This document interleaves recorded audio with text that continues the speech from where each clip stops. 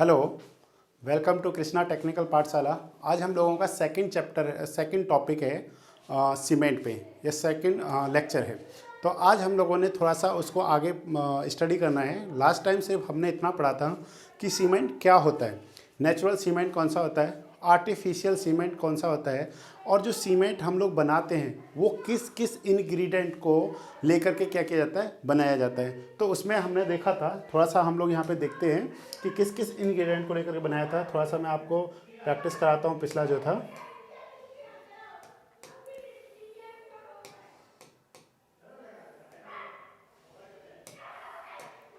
ये हमारे पास था ingredient of the Portland cement. तो इसमें हमने क्या किया था, स्टडी किया था कि आपको ये याद रहना चाहिए। मैंने आपको बताया था कि ये टेबल बहुत ही ज़्यादा क्या है, इंपॉर्टेंट है। मैक्सिमम टाइम इस टेबल से हमको क्वेश्चंस देखने को मिले हैं। तो यहाँ पे जो लाइम है, हमारे पास लाइम था, silica, alumina, iron oxide, magnesia, calcium sulphate, sulphur and क्या थे, एल्कलीज थे। ठीक है ना। तो एल्कलीज में हम लोग किस किस की बात करते हैं, यहाँ पे sodium oxide and potassium oxide की जनरली हम लोग क्या करते हैं, बात करते हैं कि इसका जो परसेंटेज है वो 1% से क्या नहीं होना चाहिए, ज़्यादा नहीं होना चाहिए। तो प्लीज़ आपको यहाँ से क्वेश्चन किस किस तरीके से फ्रेम होते हैं वो मैं आपको बताता हूँ कि सबसे ज़्यादा क्वांटिटी में कौन सा मतलब इंग्रेडिएंट होता है। तो आपको पता होना चाहिए लाइम रहता है। लाइम यहाँ पे किसकी तरह बिहेव करता है, एज ए बाइंडिंग मटेरियल की तरह बिहेव करता है। यस और नो। तो लाइम का जो परसेंटेज है वो 62 to 67% होता है ऑन एवरेज। जब आप इसका देखते हैं तो कहीं पे 65 होता है, ठीक है, कहीं पे कितना होता है, 62% होता है। बट आपने रेंज को क्या रखना है, याद रखना है। अगर आप कुछ बुक्स में देखेंगे तो ये 60 to 65 भी गिवन कर रखा है। ठीक है, तो ये डिपेंड करता है, डिफरेंट टेक्स्ट बुक्स में डिफरेंट डाटा गिवन कर रखा है, बट इन जनरल यही डाटा रहता है। ओके, सिलिका का परसेंटेज सेकंड नंबर पे था। उसके बाद हमारे पास एल्यूमिना है। उसके बाद हमारे पास होता है आयरन ऑक्साइड। आयरन ऑक्साइड किसके लिए रिस्पॉन्सिबल होता है, कलर के लिए रिस्पॉन्सिबल होता है। जो सीमेंट का ग्रे कलर होता है वो किसके कारण होता है, वो आयरन ऑक्साइड के कारण होता है। ओके, नेक्स्ट हमारे पास क्या है, magnesia, calcium sulphate, sulphur and alkalis होता है। तो इसको आपने ध्यान रखना है। जो कैल्शियम सल्फेट है इसको हम लोग किसके नाम से जानते हैं, जिप्सम के नाम से जानते हैं। Gypsum is obtained from calcium sulphate. Okay, इसका परसेंटेज मैंने आपको बताया था, यहाँ पे 3 to 4% है। कहीं कहीं पे क्या दे रखा है हमारे को, 2 to 3% by weight of cement. Cement के वेट का 2 to 3% क्या करते हैं हम लोग, जिप्सम को ऐड करते हैं। जिप्सम को कहाँ पे ऐड किया जाता है वो आज मैं आपको समझाने वाला हूँ। तो प्लीज़ आपको इस टेबल को क्या रखना है, याद रखना है। अगर आपको ये टेबल याद है तो आप इस टेबल की हेल्प से क्या कर सकते हैं, बहुत सारे क्वेश्चन को क्या कर सकते हैं, सही कर सकते हैं। ओके, नेक्स्ट देखते हैं हम लोग।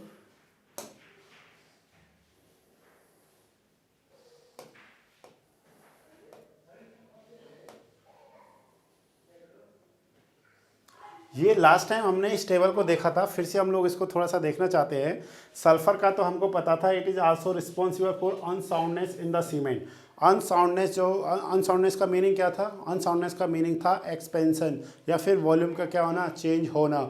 ये किसके कारण होता है, ये free lime and magnesia and sulphur के कारण होता है। हम लोग जब टेस्ट करेंगे तो हमारे पास साउंडनेस टेस्ट, जो सीमेंट का साउंडनेस टेस्ट है वो दो टेस्ट हैं हमारे पास। एक ली चैटेरियर एपरेटस टेस्ट है and second one is the autoclave test है। तो वहाँ पे हम लोग पढ़ेंगे कि ऑटोक्लेव टेस्ट कब किया जाता है, ली चैटेरियर एपरेटस टेस्ट जो है वो कब किया जाता है। ओके, अब नेक्स्ट है हमारे पास एल्कलीज। एल्कलीज की अगर आप बात करते हैं तो इसमें हमने किस किस को स्टडी करना होता है, sodium oxide and potassium oxide and others.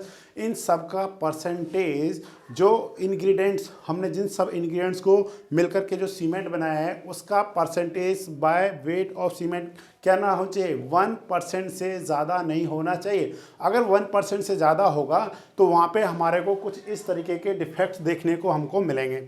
If they are in excess, अगर ये 1% से क्या होते हैं, ज़्यादा हो जाते हैं, they cause a number of troubles such as staining and efflorescence. Staining का मीनिंग क्या होता है, धुंधला हो जाना। यस और नो, धुंधला मीन्स लाइट हो जाना। आप देखेंगे सीमेंट को कि वो सीमेंट एक जो प्रॉपर ग्रे कलर टाइप में रहता है वो धीरे धीरे कैसा होता है, लाइट कलर जैसा हो रहा होता है। And second one is the, आपको इस तरीके के पैचेस मिलेंगे।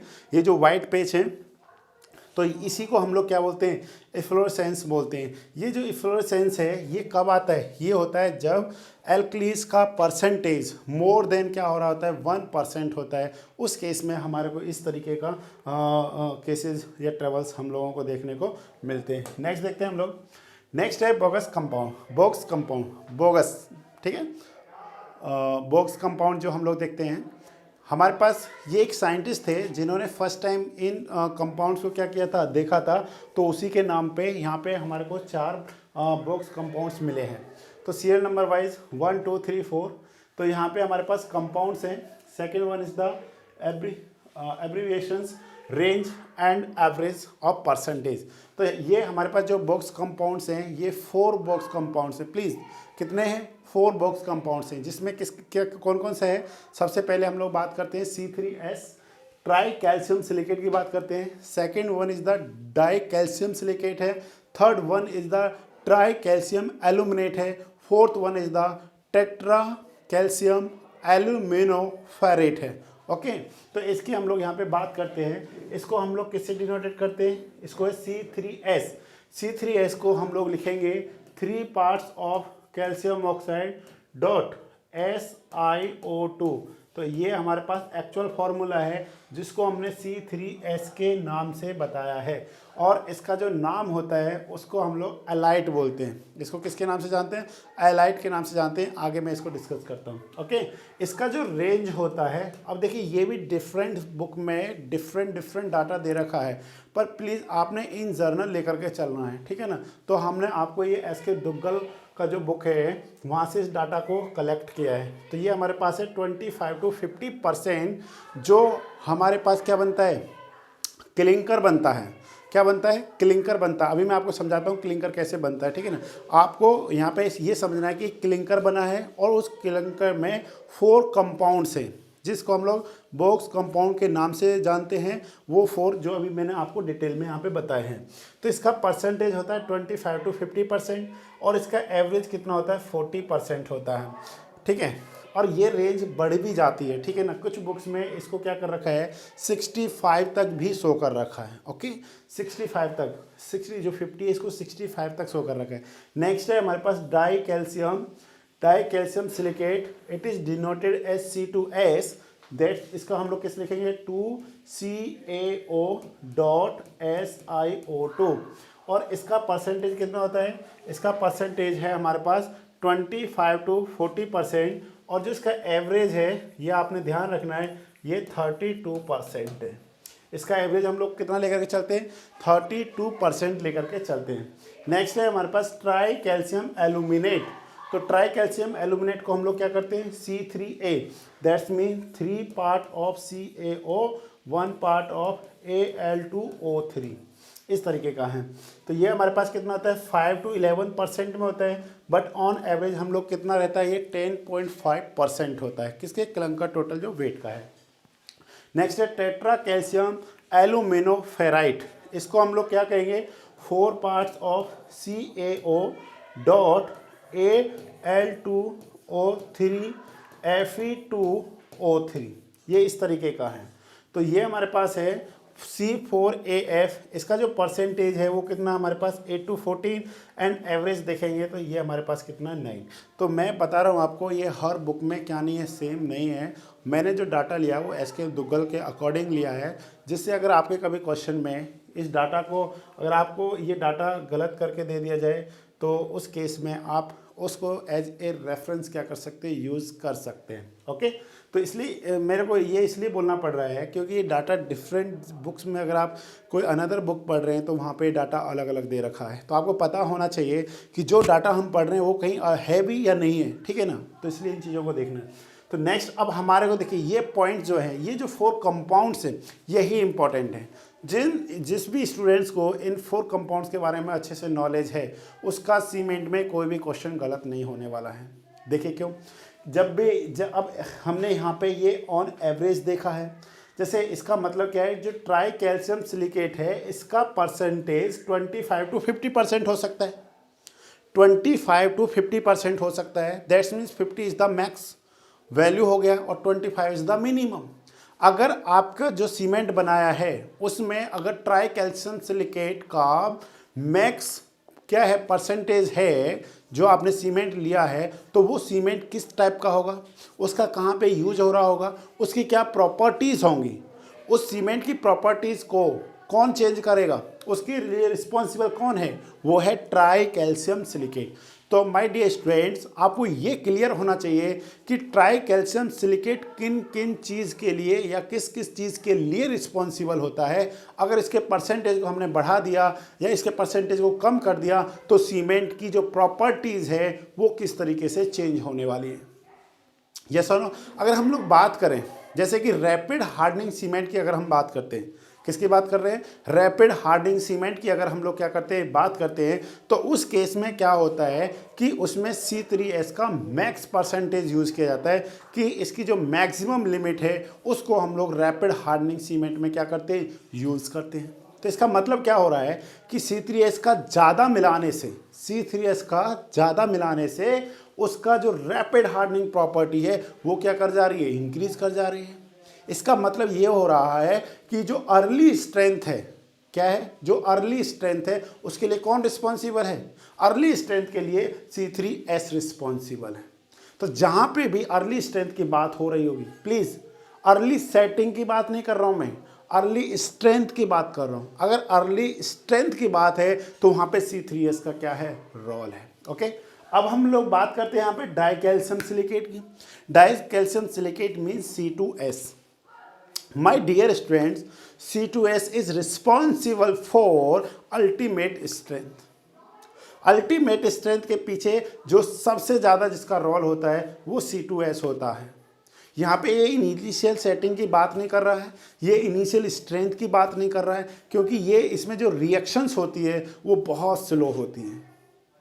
अब ऐसा कोई सीमेंट है क्या जहाँ पे हमारे C2S की परसेंटेज ज़्यादा हो सकती है? यस, ऐसा सीमेंट जिसको हम लोग क्या करते हैं, मास कंक्रीटिंग में यूज़ करते हैं।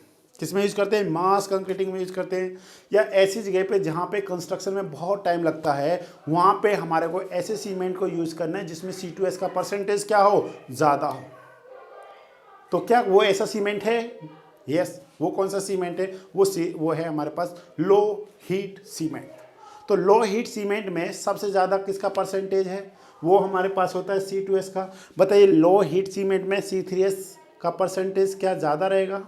नो, जो होना चाहिए उससे क्या होगा, कम होगा। क्यों कम होगा? क्योंकि वहाँ पे हमको अर्ली स्ट्रेंथ नहीं चाहिए, वहाँ पे हमको क्या चाहिए, अल्टीमेट स्ट्रेंथ चाहिए, वहाँ पे स्लो रिएक्शन होना चाहिए। तो उसके लिए कौन होना चाहिए वहाँ पे, C3S होना चाहिए, सॉरी C2S होना चाहिए। ओके, थर्ड नंबर पे हम लोग बात करते हैं ट्राई कैल्शियम एल्यूमिनेट।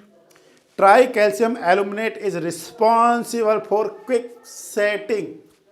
किसके लिए रिस्पॉन्सिबल है, क्विक सेटिंग के लिए रिस्पॉन्सिबल है, ना कि किसके लिए, अर्ली स्ट्रेंथ के लिए रिस्पॉन्सिबल है। क्या हमारे को ऐसा सीमेंट है जिसमें अर्ली सेटिंग चाहिए, मतलब इनिशियल सेटिंग चाहिए, बहुत जल्दी हमारे को सेटिंग चाहिए? यस। वो कौन है, वो है हमारे पास quick setting cement. Quick setting cement में जो एल्यूमिना का परसेंटेज होता है उसको हम लोग क्या करते हैं, इंक्रीज करते हैं, या हम लोग कह सकते हैं उसमें C3A के परसेंटेज को क्या कर दिया जाता है, इंक्रीज कर दिया जाता है। अगर उसके परसेंटेज को हम लोग क्या कर देंगे, इंक्रीज कर देंगे, माय डियर स्टूडेंट्स, वहाँ पे जो सेटिंग टाइम होता है एक OPC का, ऑर्डिनरी पोर्टलैंड सीमेंट का, जो 30 मिनट होता है मिनिमम, उससे कम नहीं होना चाहिए, वो रिड्यूस होकर के 5 मिनट हो जाता है। वो क्यों हो रहा है, क्योंकि वहाँ पे C3A की परसेंटेज क्या हो गई, बढ़ गई है।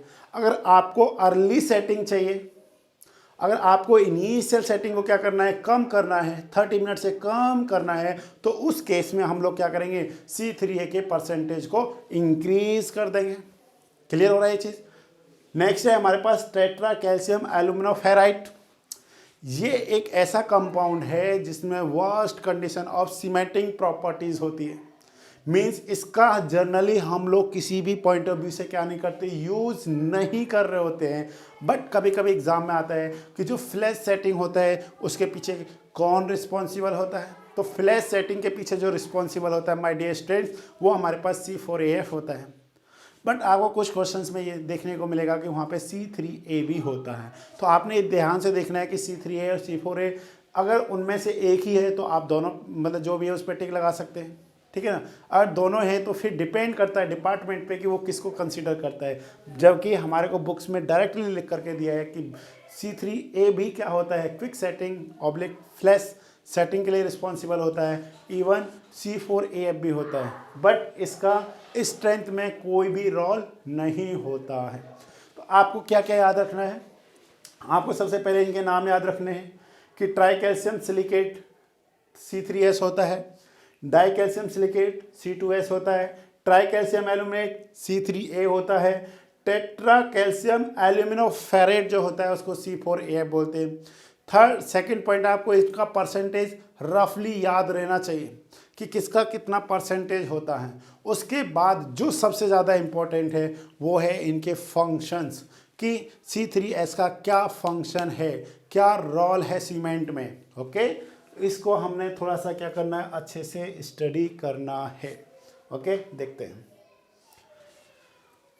Function of the box compounds. तो फर्स्ट हमारे को दिया है try calcium aluminate. Try calcium aluminate का क्या था बोलिए, 3 टाइम्स ऑफ CaO.Al2O3। ये हमारे पास क्या है, ट्राई कैल्शियम एल्यूमिनेट है। तो अब हम लोग इसको किसके नाम से जानते हैं, it is also known as celite. देखिए यहाँ पे 4 हैं, एलाइट, बिलाइट, स्लाइट, फ्लाइट। तो जो स्लाइट के नाम से जाना जाता है उसको हम लोग कौन सा है हमारे पास, वो है ट्राई कैल्शियम एल्यूमिनेट। इसको हम लोग स्लाइट के नाम से जानते हैं। तो ये भी हमारे एग्जाम का एक क्वेश्चन बनता है। ये एग्जाम में कहाँ पे क्वेश्चन पूछा गया है, एक्चुअल में उसमें ये क्वेश्चन नहीं पूछा गया है, बट इन्हीं में से किसी बॉक्स कंपाउंड्स के बारे में पूछा गया था। जो ये एग्ज़ाम हुआ था लखनऊ, जो मेट्रो के जेई के एग्जाम में क्वेश्चन पूछा गया था। ओके, नेक्स्ट हम लोग देखते हैं, it is responsible for flash setting. हमने बोला यहाँ पे फ्लैश सेटिंग, क्विक सेटिंग और फ्लैश सेटिंग। फ्लैश सेटिंग का मतलब होता है बहुत कम समय में, मतलब फ्रैक्शंस ऑफ मतलब मिनट्स में क्या हो जाए, क्या वो मतलब सेट कर जाए। Okay, it is responsible for flash setting of cement and releases maximum heat of hydration. और ये हीट ऑफ हाइड्रेशन क्या होता है, जब आप सीमेंट में क्या करते हैं, वाटर को ऐड करते हैं, उस टाइम पे ये जो कंपाउंड होता है ये सबसे ज़्यादा हीट ऑफ हाइड्रेशन को क्या करता है, रिलीज करता है। तो देखते हैं आगे, it is found within about 24 hours and addition of water to the cement.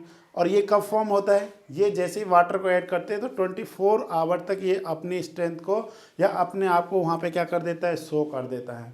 Next, the heat of hydration is 865 joule per gram. क्या सर हमको ये डाटा याद रखना चाहिए, ये डाटा इतना इंपॉर्टेंट नहीं है क्योंकि अभी तक किसी एग्जाम में नहीं पूछा गया है, बट आपको याद रखना है यहाँ पे एक तो स्लाइड कि जो C3A है इसको हम लोग किस नाम से और भी जानते हैं, तो इसको स्लाइड के नाम से जानते हैं। सेकंड वन कि जो फ्लैश सेटिंग के पीछे रिस्पॉन्सिबल है वो कौन है, फ्लैश सेटिंग के पीछे अगर कोई रिस्पॉन्सिबल है तो वो कौन है, हमारे पास C3A है। ओके, और ये विद इन 1 डे क्या होता है, फॉर्म होता है।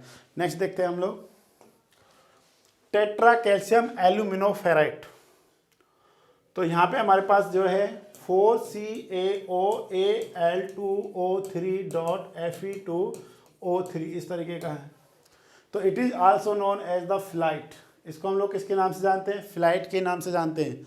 ट्राई कैल्शियम सिलिकेट को किसके नाम से जान रहे थे, बोले ट्राई कैल्शियम एल्यूमिनेट को स्लाइड के नाम से जान रहे थे। It possesses worst cementing property, ये कोई भी सीमेंटिंग प्रॉपर्टी को शो नहीं करता। सीमेंटिंग प्रॉपर्टी मतलब बॉन्डिंग टाइप प्रॉपर्टी को शो नहीं करता है। माय डियर, एक और क्वेश्चन मैं आपको बताता हूँ कि जो सीमेंट है उसके पास बोथ टाइप ऑफ प्रॉपर्टीज होती है, cohesion and adhesion. Cement particle के बिटवीन भी क्या होती है, बॉन्डिंग होती है। कैसे, आप सीमेंट को लीजिए, उसमें थोड़ा सा वाटर डाल दीजिए, वो एक दूसरे के साथ क्या कर जाएगा, चिपक जाएगा। ये सुनो, ये सीमेंट जो होता है, सीमेंट सैंड के साथ भी क्या करता है, बॉन्डिंग बनाता है। सीमेंट कोर्स एग्रीगेट के साथ भी बॉन्डिंग बनाता है। जब दो सेम पार्टिकल के बिटवीन बॉन्डिंग बनती है तो उस प्रॉपर्टी को हम लोग क्या बोलते हैं, कोहेजन बोलते हैं।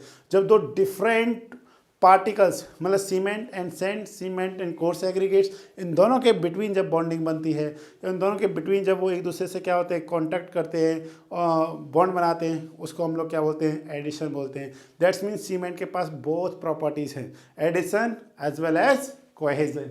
ओके, नेक्स्ट हम लोग देख रहे हैं it is also responsible for flash setting, ये भी फ्लैश सेटिंग के लिए क्या होता है, रिस्पॉन्सिबल होता है, बट जनरेट लेस हीट। ये क्या करता है, लेस जनरेट हीट करता है कंपैरिजन टू C3A। C3A में कितना था, 865 था, बट इसमें कितना हमारे पास 420 जूल पर ग्राम है। ध्यान देना, जूल पर ग्राम है, कैलोरी पर ग्राम नहीं है। ओके, नेक्स्ट है हमारे पास tri calcium silicate, very very important.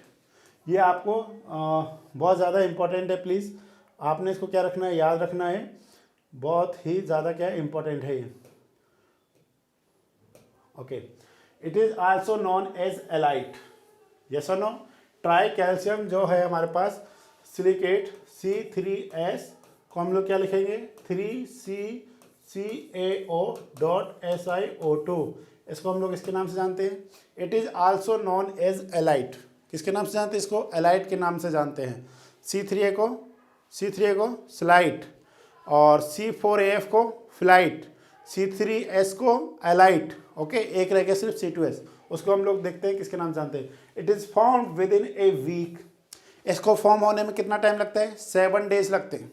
कितना टाइम लगता है, 7 डेज लगते हैं। Okay, after addition of water, जबकि C4AF एंड C3A को फॉर्म होने में कितना टाइम लगता है, ओनली 24 आवर। जब आप वाटर को सीमेंट में क्या करते हैं, ऐड करते हैं, तो वहाँ पे 24 किसमें, आवर में वो दोनों क्या हो जाते हैं, फॉर्म हो जाते हैं। बट C3S को फॉर्म होने में कितना टाइम लगता है, 7 डेज लगते हैं। Okay, next, it is mainly responsible for development of strength in cement in its early stages. That's means आपको इतना याद रखना है, C3S is responsible for early strength. मैं दोबारा बोल रहा हूँ, C3S is responsible for early strength, okay, not early setting. It is also increase the resistance of cement against freezing and thawing। freezing and thawing का mean होता है, जैसे water है वो क्या कहता है, टेम्परेचर डाउन होने के साथ में क्या होता है, आइस में बन जाता है। फिर जैसे टेम्परेचर बढ़ता है तो वो वापस से क्या करता है, मेल्ट होकर के वाटर में कन्वर्ट हो जाता है। तो उसमें क्या होते हैं, वॉइड्स बन जाते हैं। तो उस प्रॉपर्टी को, उसको ये क्या करता है, रेजिस्ट करने के भी काम में आता है। कौन, C3S। The heat of hydration is 500 joule per gram. तो बताइए सबसे ज़्यादा किसका था अभी तक, C3A का, कितना, 865 जूल पर ग्राम। और जो सेकंड नंबर पर हमने जो पढ़ा C4AF का कितना था हमारे पास, उसका था 420 जूल पर ग्राम था। और ये हमारे पास क्या है, थर्ड है, कौन सा, ट्राई कैल्शियम सिलिकेट।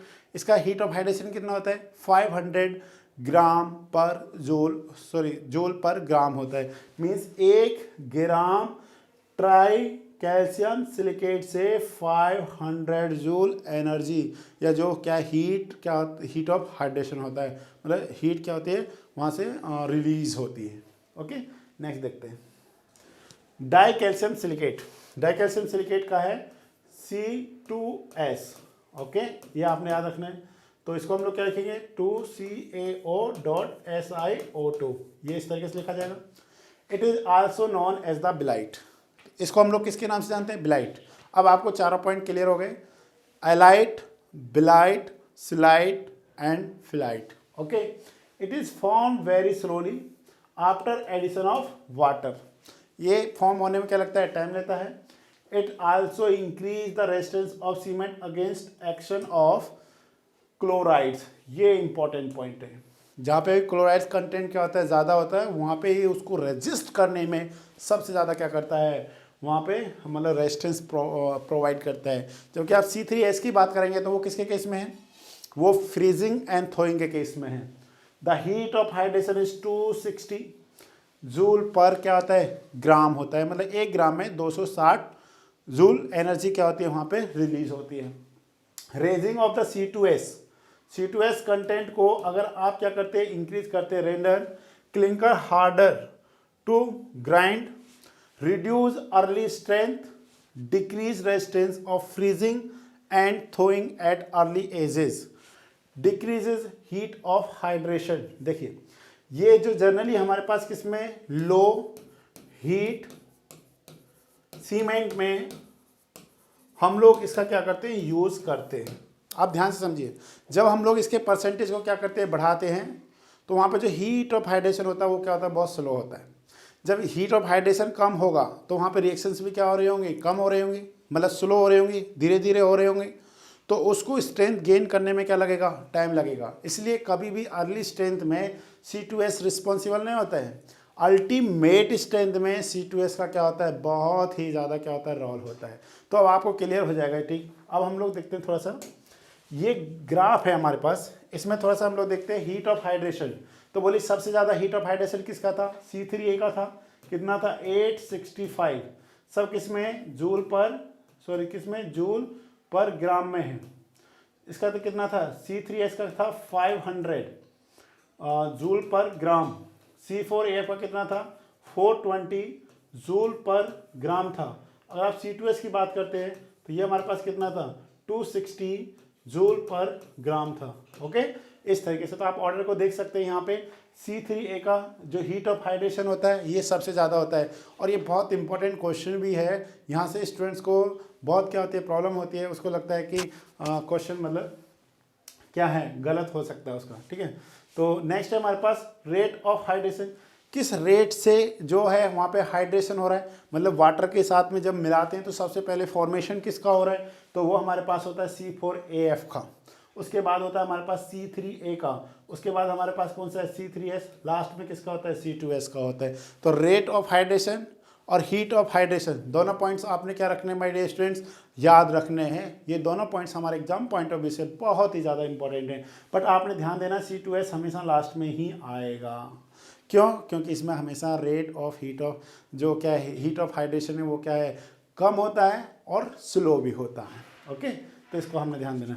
नेक्स्ट हम लोग यहाँ पे देख रहे हैं, ये जो हमारे पास है, यहाँ पे देखिए थोड़ा सा, ये हमारे पास है, यहाँ पे हमारे पास है contribution of cement compound to strength. तो आप यहाँ पे समझने की कोशिश करिए, मैं थोड़ा सा यहाँ पे आपको समझा रहा हूँ इस तरीके से। ये जो हमारे पास ग्राफ है, इसमें ये है हमारे पास, दूसरा हमारे पास कुछ इस तरीके का है, नेक्स्ट हमारे पास ये है, इस तरीके के हमारे पास 4 ग्राफ्स हैं। तो इनको देखिए आप कौन कौन से हैं।